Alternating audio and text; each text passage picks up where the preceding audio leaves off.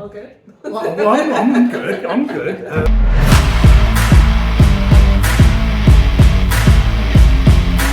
Yes, well, I'll get into shot. Hello, everyone. Welcome back to Rascal and Disco Beer Review, and I'm with Katie Wiles. Hello. Hello. And what is it that you do, or don't do, or about to stop doing? I have been the Senior Communications Manager at CAMRA for 8 years now. Oh yeah.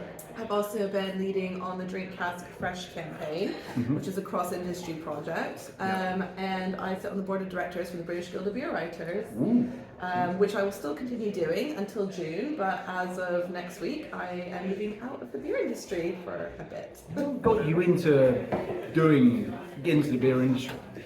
Actually, I just happened to live locally to CAMRA and saw a PR job going, but actually when I found that I was like, oh, beer. Pure beer, that sounds amazing. I absolutely love it. It's delicious. So yeah, it was kind of a match made in heaven. There you go. That's simple then, all right.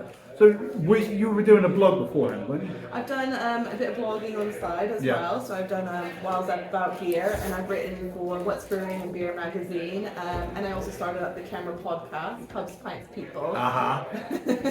So quite I've had my hand at a few different mediums for beer comms. Fair play. It is. Look, I'm speaking to the people out there who do similar things to me. Is doing a blog, is it worth doing it? Will it open career opportunities to you?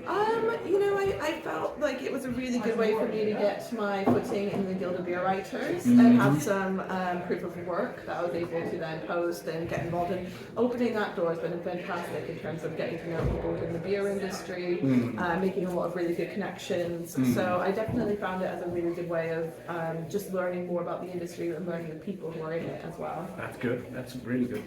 So in terms of like getting to know people and what does the beer guild actually do? Because a lot of people out there going, what's this all about? Is it just beer snobbery, or is it more than that? So it's... I'm not just saying that because I just joined. No, absolutely. So the Guild is a membership organisation for beer communicators as well as cider communicators now. So as of our last AGM, we've opened up to cider, but that can be usually PR or writing, photography, videography, anything to do with that. And it's a really, really nice community with training courses. We have our awards at the end of the year where we recognise excellence in beer writing and cider writing. And then just having lots of really good industry events to get together and network within the industry as well. Sounds good to me. And I've got to say that dinner we had a few months ago was fantastic. It was, So just continuing on, removing locations is just showing off the bar. Actually, there's a lovely window. Craft Beer Co. Yeah, the Craft Beer Co. Where are we? Clerkenwell. Very nice pub. It is, honestly. There'll be photos of what's on the bar. I don't think Craft Beer Co. gets enough credit, if I'm honest. I know they do, but I don't think you get nearly enough. We've never done anything on them. Does CAMRA do anything on them? Not that it springs to mind, but I'm sure there is a local branch activity, but a lot of that becomes quite localised in terms of the pubs and breweries that we support. But there's loads of things that we do, from the awards, our awards program, our branch magazines and everything. So I can't know everything. I'm sure it's on there somewhere, There's Johnny Garrett when you need him. No, that's fantastic. So in your time in CAMRA, what are you most proud of? That's a big question. There's probably a few bits, but I'd say, so I started off working in the campaigns department before I moved back into comms.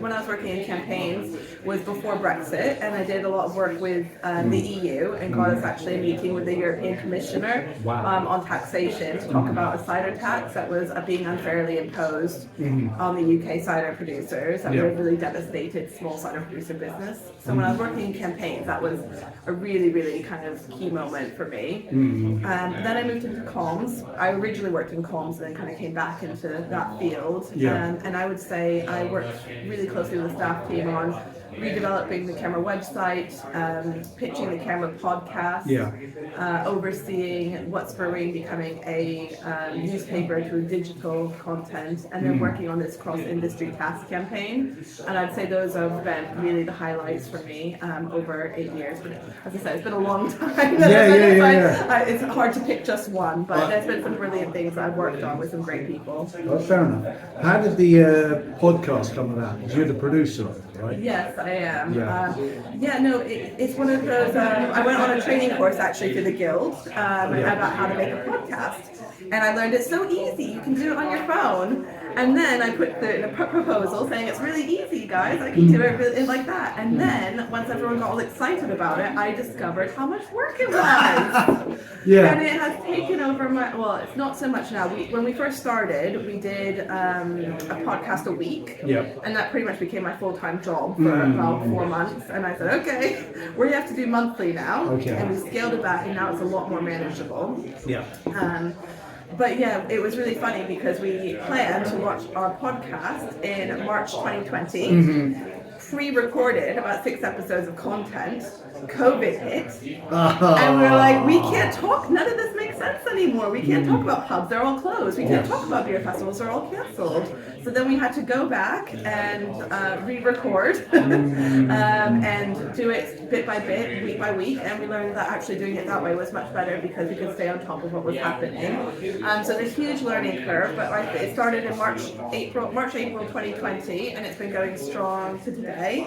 I've got a really good group of volunteers. So all CAMRA volunteers who are involved. So whether that is helping to do interviews with people as you're doing, script writing, doing the host recording, or then editing it. There's different people allocated to different parts of it, and so it's a really nice group of people. So I'm quite pleased that that little baby of mine is being handed over to people who are really passionate about it and taking good care of it. That's fantastic. That's really good to hear because I'm a big fan of that podcast. It's one of my favourite. It's in my top 3 beer podcasts. Oh, brilliant! That's lovely to hear. It really deserves a bit more credit. It's always. It doesn't get mentioned enough, I feel, like most CAMRA things. We do a lot of unsung things in the industry sometimes. Yes. What would you suggest to people to help CAMRA be louder or be noticed, or just give CAMRA a chance?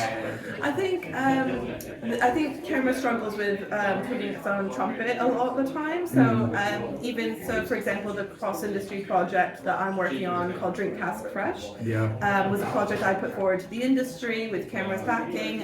We've been working incredibly hard on getting it to the point where we're ready to launch. And I know my boss, Tom, Chief Exec, was emailed the other day from someone in the industry saying, "Oh, did you hear about this campaign?" And he's like, "Yes, it's cross-industry, but it came from us. This is our idea."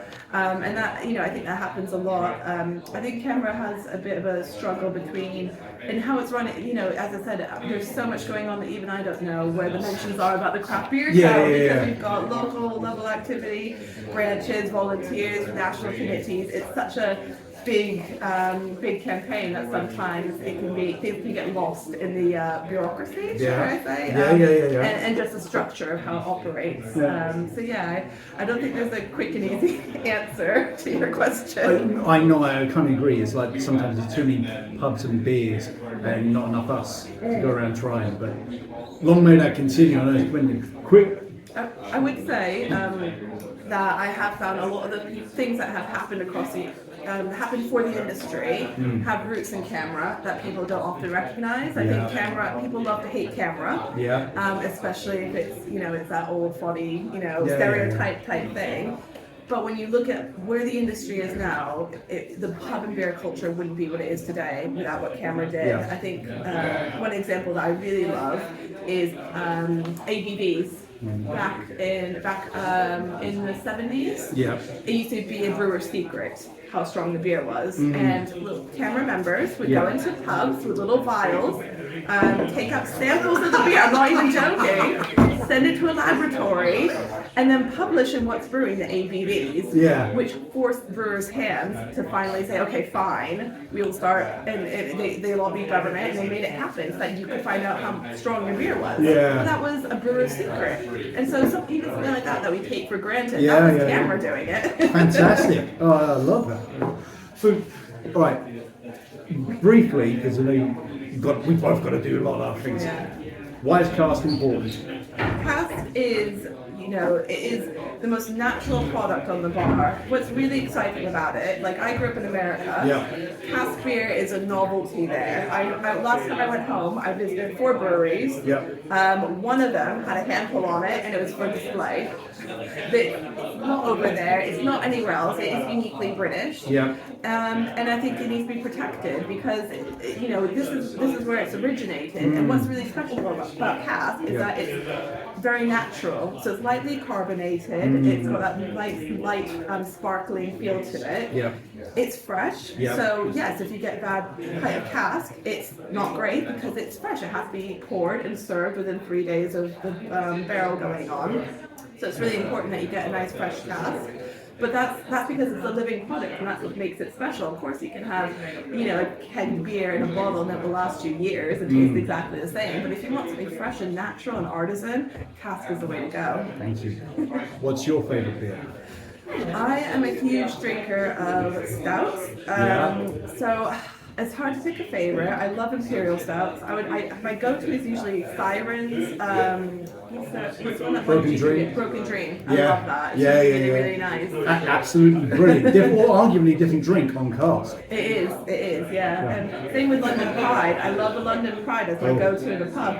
On cask, brilliant. In keg, it just doesn't have the same fullness to it, really. I didn't even know they did it on cake. Katie, thank you very much for everything. I wish you luck in your next chapter. Thank you. Lovely chatting with you. Cheers.